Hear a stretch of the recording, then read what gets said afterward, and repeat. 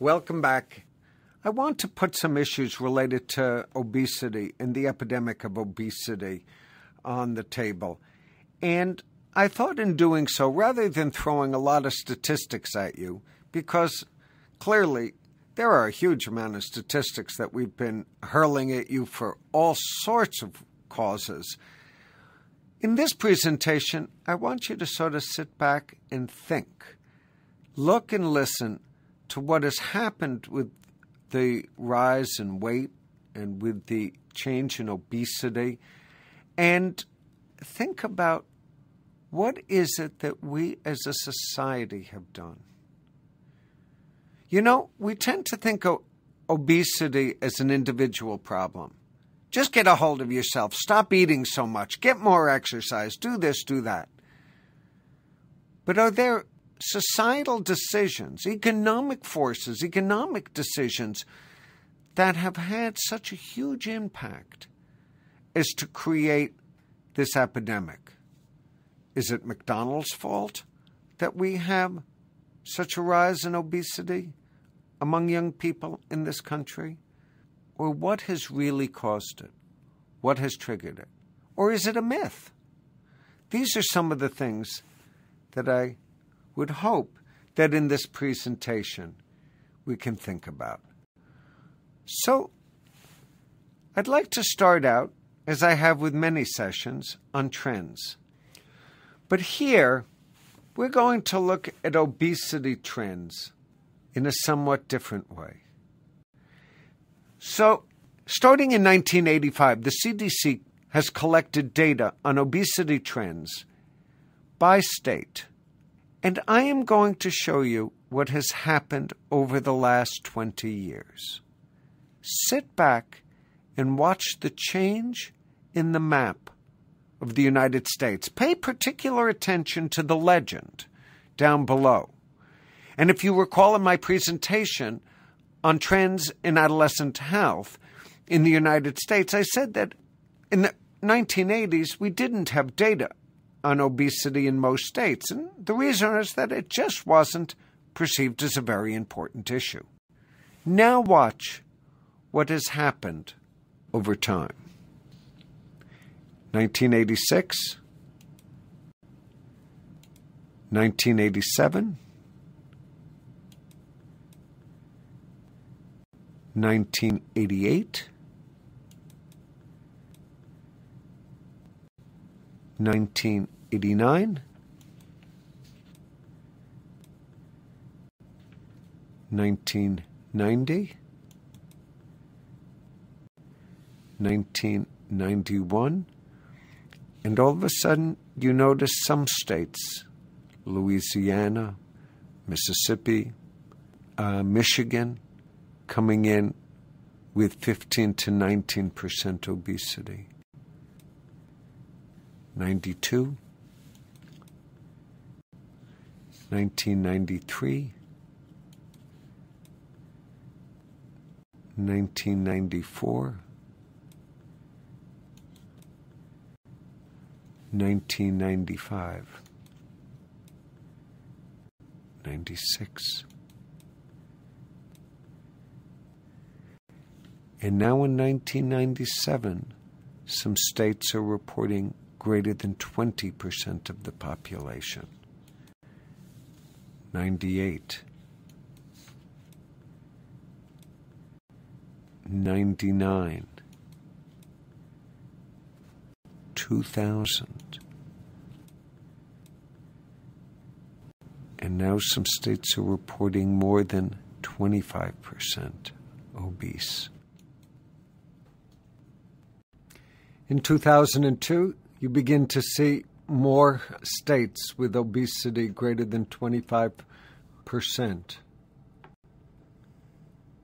2003, 2004,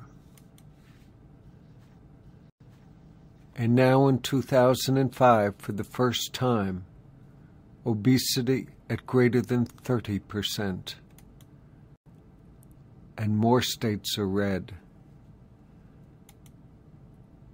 And in 2007, more states have obesity greater than 30%. Overall, we see a dramatic and profoundly worrisome trend.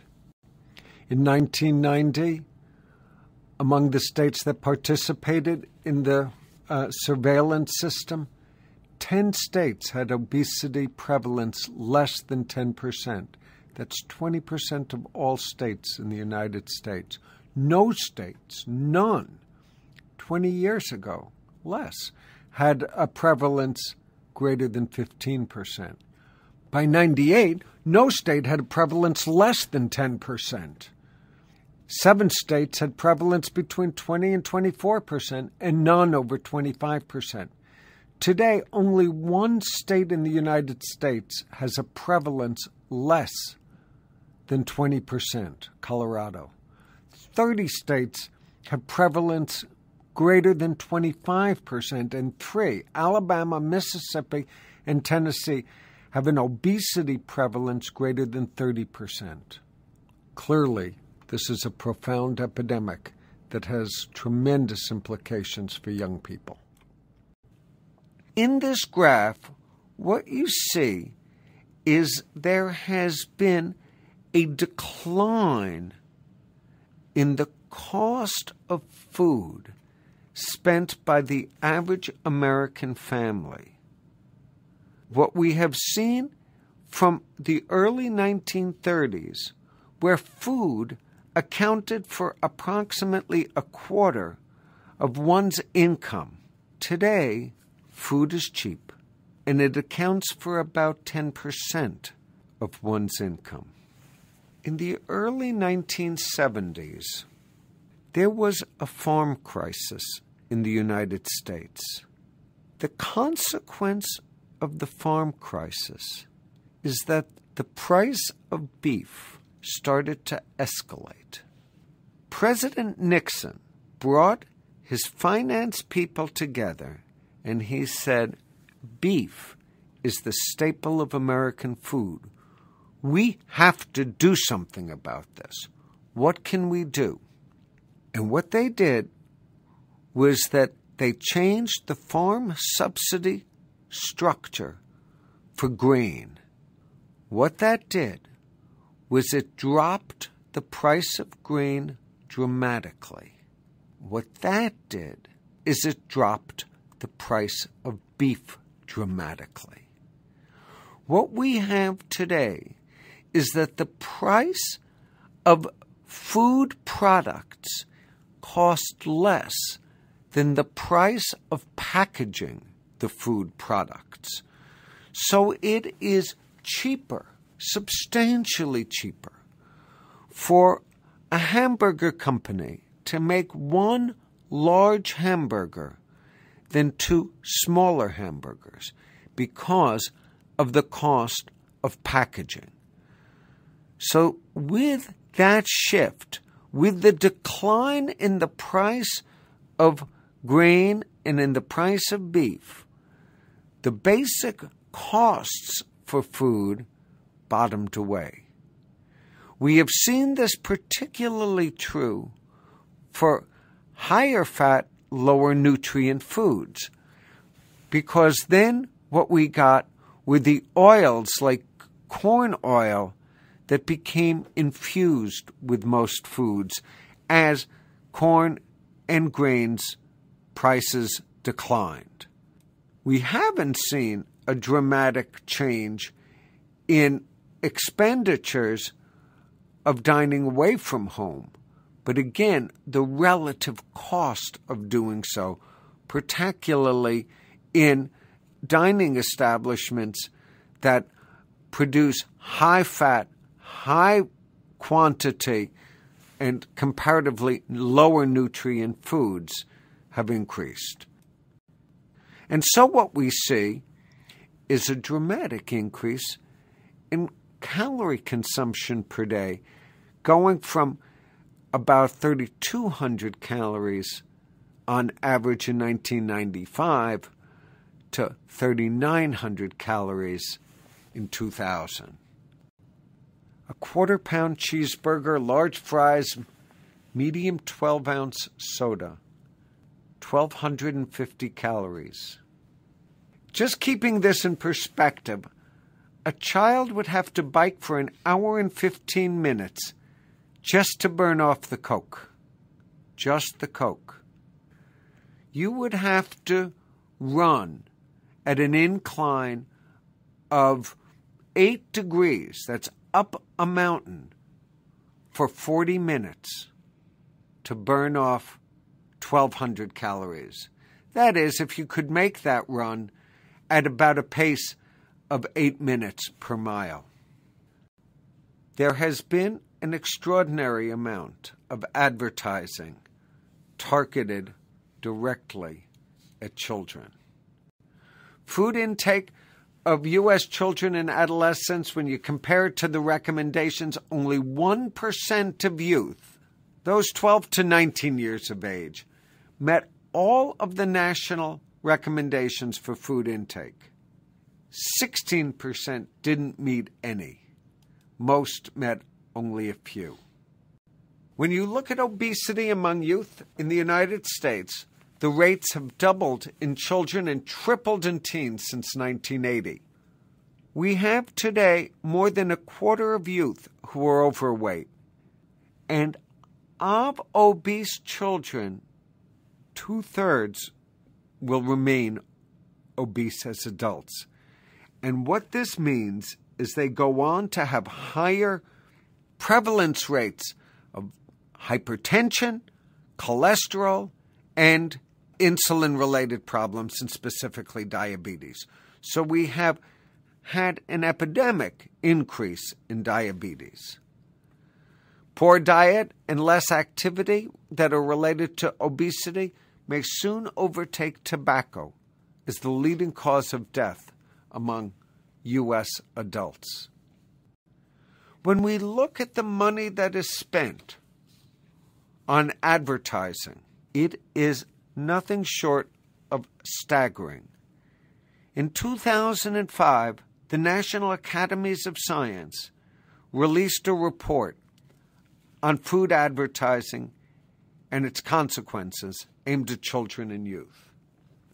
In the United States, food, beverage, and candy companies spend almost $6.5 billion, and restaurants and fast food companies an additional $4 billion on advertising.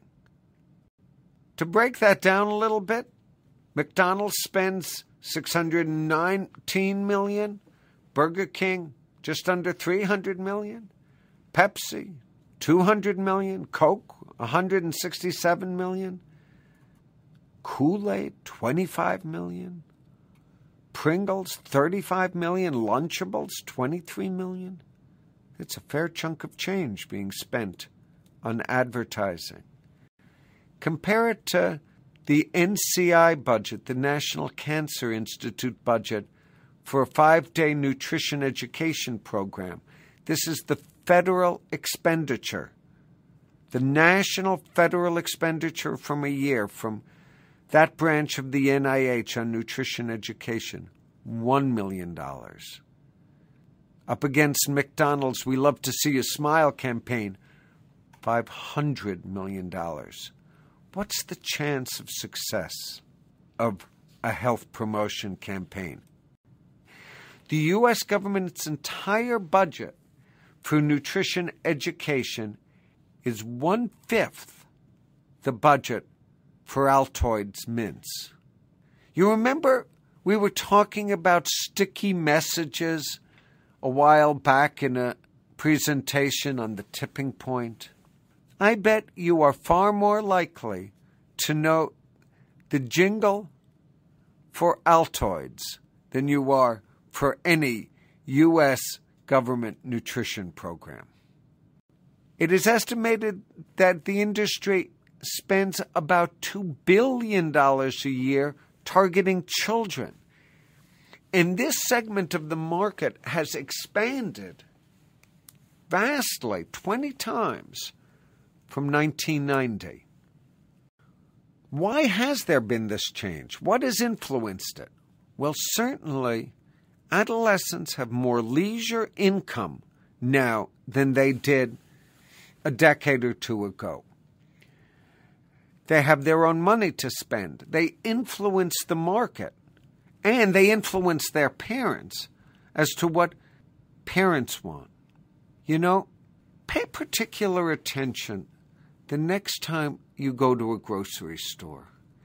Pay particular attention as you walk down the aisle to where products in that grocery store are placed.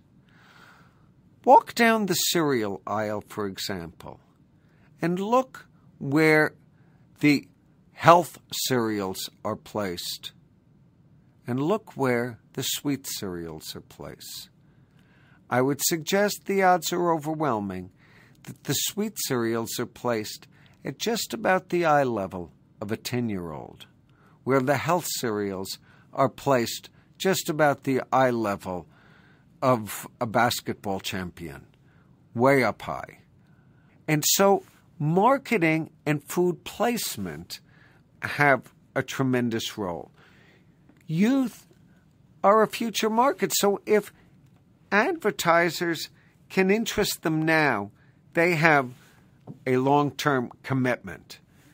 So what the focus is not even on whether you will buy the product, but it is whether you will recognize the brand, and over time you become associated with that brand.